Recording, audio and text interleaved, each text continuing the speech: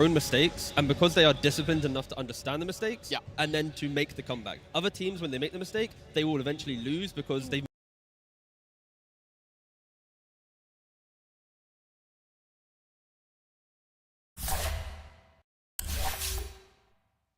Falcons just haven't looked that dominant, and I feel like the couple days break from the road, they have the highest chance of any team from going leveling up. I feel that's why I'm somewhat favoring them, because I'm just expecting them to fix the mistakes they had. Yeah, they've definitely had a lot to learn, and even in their series versus Tidebound in the road to the International, you could argue that it could have been theirs. Oh yeah, for sure. Very easily. That second game, it looked so good. It was just 1 or 2 fights, like some stuff went wrong, and Tidebound, they just brought it back because them too. They've been looking really good, and I feel like for them it's also a bit more as of recent. I didn't think they were that good like a couple months back, but they've also improved a lot. Of course, played a lot of pubs, practice for this event, and they're looking good. They didn't think so either. Like, if you talk to not Bach at surprised. any point, he was just thought his team was bad a few months ago, and here they are. But that's just Dota. Sometimes it clicks, sometimes the patch eventually clicks. You find a tournament where you're learning faster than you expected, and all of a sudden you're one of the top teams of the tournament. Yeah, and as we are talking about this matchup, we do have to mention a matchup that we're going to look a little bit closer at. Kazu. Yeah, because first of all, I mean, they share a lot of heroes. They actually play a lot of similar stuff, like the Blink Initiator, the fast tempo guy from mid, you link up with your supports. But also when you look at their unique heroes, there's some really cool stuff, like the Nothing to Say Tinker. They busted out a couple of wins with that. And same for Marine. His Monkey, they flex it. His Timber, they also flex it incredibly good. And the good old Earth Spirit Mira, which, granted, it did lose, but it looked good that game. I mean, the thing with the Tinker, though, is we've seen it been picked up by Tidebound against P-Vision due to the mini-meta of P-Vision playing it in carry. Yep. And then since then, Falcons are like, wait a second, we respect this so much, and they throw it into a first-phase ban. Maybe in this series, they're not going to, I'm going to say waste a ban on it, because they can draft in a way where they consider it later on as an option, because in that best of 3, it was like Tinker Marcy +1 was like the ban every single time. Like, they over-respected, potentially, the Nothing to Say Tinker.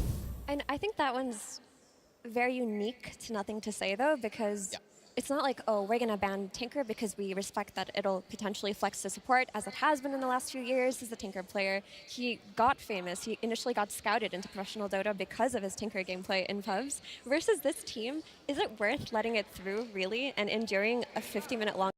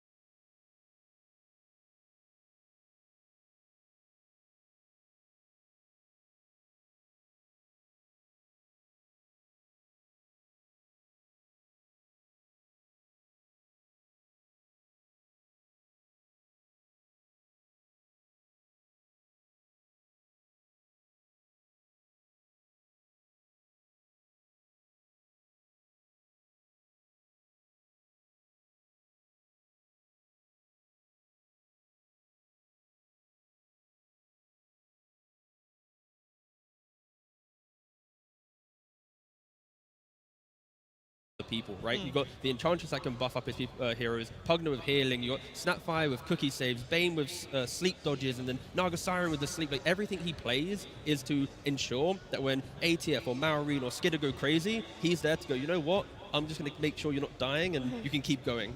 Yeah, and of all of the heroes on the list, after the Chen, the one that looks most formidable from what I've seen is the Pugna.